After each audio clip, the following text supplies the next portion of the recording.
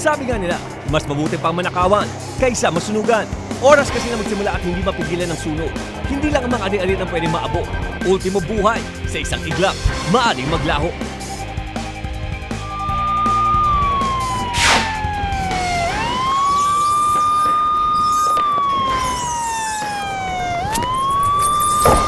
Fire Prevention Month ang buwan ng Marso, kaya't may ang paalala ng Bureau of Fire Protection o BFP. Dapat maging doble alerto tayo sa mga banta at panganib na dala ng sunog.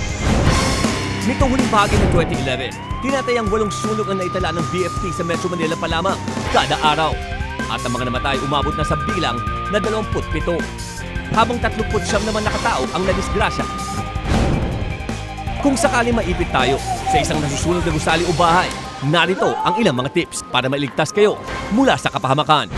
Kung sakaling nagising kang nagliliyab ng kwarto, huwag bigla-biglang babangon. Sa halip ay bumulong na lang sa gilid ng kama, papalabas ng kwarto.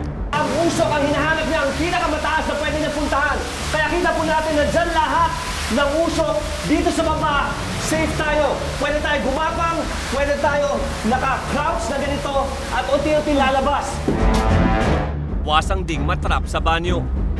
Isa sa mga maling akala na lagi natin napapanood sa telebisyon at sa mga pelikula ay kapag may sunog, ang pinaka-safe na lugar ay ang banyo.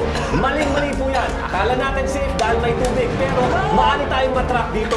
Muli, maghanap tayo ng labakara, basahin natin, lagay sa bibig. Sa kapal ng usok, maaring wala na ring makita. Ang importante, kabisado natin ang ating tahanan para makalikas tayo ng ligtas. Kung sakali makita mo na ang pinto at nahagip ka ng apoy, gawin ang stop, drop, and roll. Stop, drop, and roll. Stop, huwag magpapanik. Drop, humiga, at roll.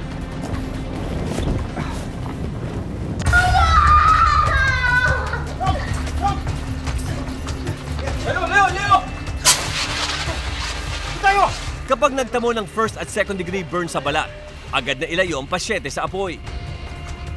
Hugasan ng tubig ang sugat at lagyan ng antibiotic ointment. Ikaw lang ang nakalabas. Para maiwasan ang sunog, itago ang posporo o lighter sa mga lugar na di kayang abutin ng mga bata. Ugaliing tingnan ang installation ng kuryente at ayusin ang mga saksakan. Huwag mag-overload ng outlet.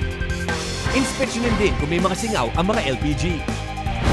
Laging maging alerto para makiiwas tayo sa sunog hindi lang sa buwan ng Marso, kundi sa buong taon. Tandaan mga kapatid, sa anumang insidente, tumawag sa aming Rescue 5 hotline sa numero 922-5155. Dahil ang Rescue 5 mula aksidente sa kalsada hanggang sa bahay mo, aaksyonan oras mismo.